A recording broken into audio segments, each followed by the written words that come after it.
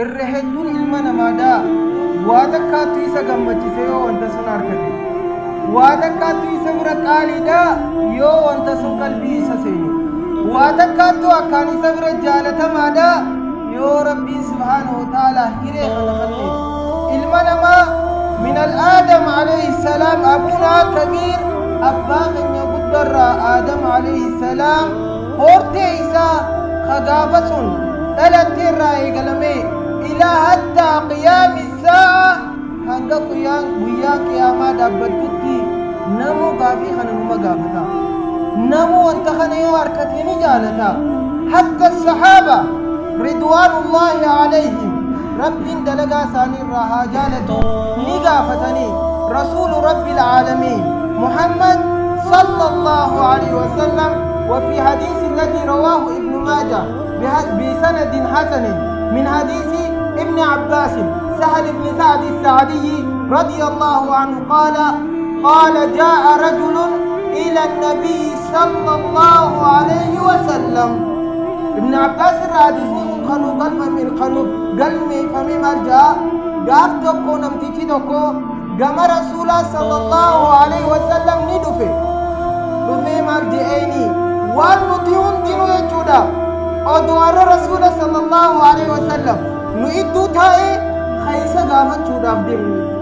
ده وانتي سمالي ده جنانو دلني نقجلتي إلى عمل كما دلقاتو كودا فربي سبحانه وتعالى أكا يوم دلقا سنجالة دي إسابرتي نجالة تيسيس يوني فينا مس دلقاتو كودلقي ilmi namaatiis akkaan na jaalatu dalagaa sunitti na qajeelchii namni akka rabbiin isan jaalanne filatu ni jira namu rabbiin akka isa jaalatu feena akkasii miti rabbiin akkaan nu jaalatu feena akkasii miti akkaan nu filatu akka rabbiin subhaanahu wa ta'aalaa kun gabricha kiyya qaaliidha yaa jibriil alayhi salaam irra caalaa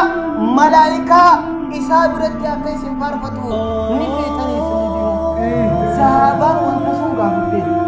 hoggaasummaan jee rasuuli sallallahu alaihi wasallam izhad fi dunyaa yuhibbuka Allah wazhad fima aydi nnaas yuhibbuka annaas izhad fi dunyaa kana keessa dantaa dhabii fi dunyaa kana hamma firii bishingaa yookaan atara takkaadhaa qiimaan kanniniif akkana jechuun maal jechuudha duniyaa kana jibbaa jechuudha laa wallah duniyaa waan duniyaan isiin tun jechuudha rabbii nu irraanfachiisturraa fagaadhaa jechuudha waan rabbii nu dagachiisturraa dhiisaa jechuudha rasuulii sallallahu alaihi wasallam kana qabadhu jeen qarriinfooteeti izhad fi duniyaa kana waan duniyaa keessa jiru dhalaalee karaa rabbii raasimeesitu wallee harkaa garan qabne qalbii si goggeessitu maalayaanii kararra teessee nama wajji lawaakaa gootu zikrii rabbii si dagachiistu sun irraa dantaa dhabiifi maal si godha maal yastamara yuhibbuka Allah rabbiin si jaalata firiin isaa kan isma'u rabbiin subhaanahu wa ta'aalaa nuti hundaafuu jechuudha aayata kan bareeddu isii sun nu hima maal jaa ألا إن أولياء الله لا خوف عليهم ولا هم يحزنون ألا يا رب سبحانه وتعالى آدات للتنبيه ميشان مدمسيتو إدون تتجرورا خنو دمسي وانو تقولورا خدم ربي سبحانه وتعالى نديبستو ألو دقيفة يا رب سبحانه وتعالى ألا إن أولياء الله jaalalloonni xiyya warraanaan jaalade warraanaan filade warraanaan malaa'ikoota xiyya biratti faarfade kun laa khawfun alayhim duniyaa irratti ummanni kun jechuudha eeganii fi isaan kun jechuudha du'an booda waan qabrii keessatti isaanii dhufurraa hin sodaatamuufi qixaaxa qabrii isaan eegalaa hin sodaatamuufi نكيري في منكري سانغا فتا إن صداتمو في ولا هم يحزنون إيقظوا بودا warra keenya dhiisnee duniyaa irratti jaanii eenyuma akka isaan hin yaaddoon isaan goonaa jira eenyu ummanni kun jannaanu eenyu warri rabbii akkana faarfate mallattoo lama nu himuu deemaa qabadda alladhiina aamanuu wa kaanuu yattaquun alladhiina aamanuu إنسان والآمن صمد ربي سبحانه وتعالى آمنوا بقضاء الله وقدره قضاء ربي في قدر ستي آمنني